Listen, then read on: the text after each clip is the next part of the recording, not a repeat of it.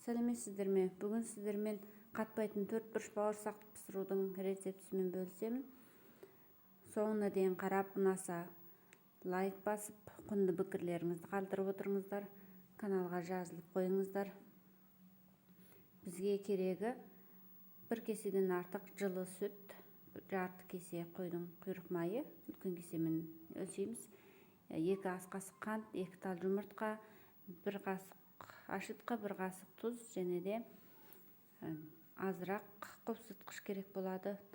1 килодан артық ұн керек болады. Алдымен сүтті ыдысқа құйып, оған ашытқы, тұз, қопсытқыш және де қантты салып араластырып аламыз.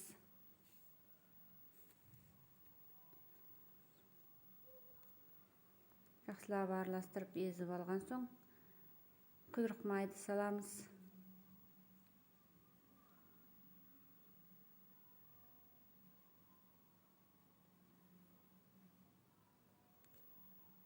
Онан соң жұмыртқаны қосамыз.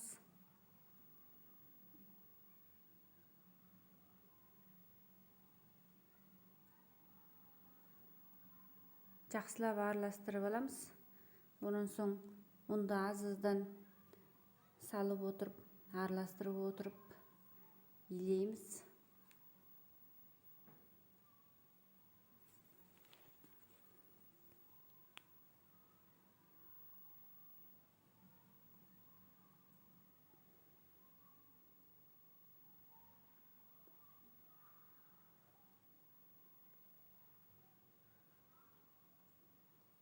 Барлығын салып болған соң қолымызбен біріктіріп илейміз. Сәл қаттылау қылып қамыр илейміз.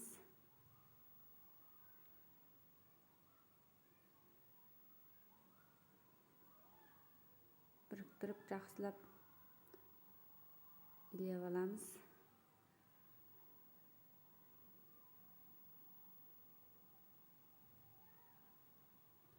Онан соң бетін жауып, жылы жерге қойып, ашытып қоямыз. Қамырымызды ашыған соң астақтайға алып, илеп, ішіндегі ауасын шығарамыз.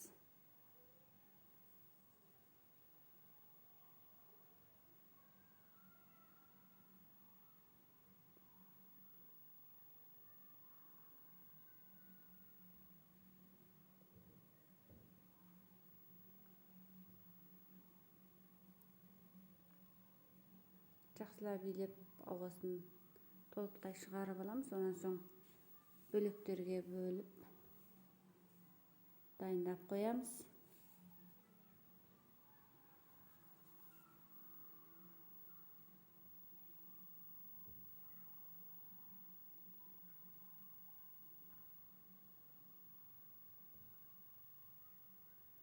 Онан соң әрбір бөлегін алып, жұқалап жаямыз.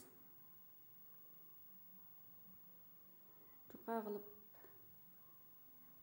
жайып алған соң нан кескіштерімізбен 4 бұрыштап кесеміз.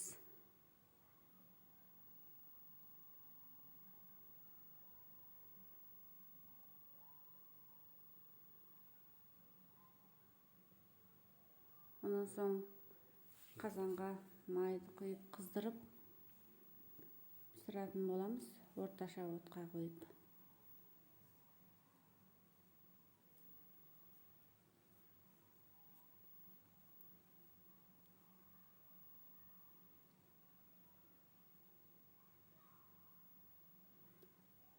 Осылайша екі жағында қызартып пісіріп аламыз. Дәл осы рецептпен пісірсеңіздер, бауырсақтар өте дәмді болып піседі. Соңына дейін қарағандарыңызға рахмет. Астарыңыз дәмді болсын.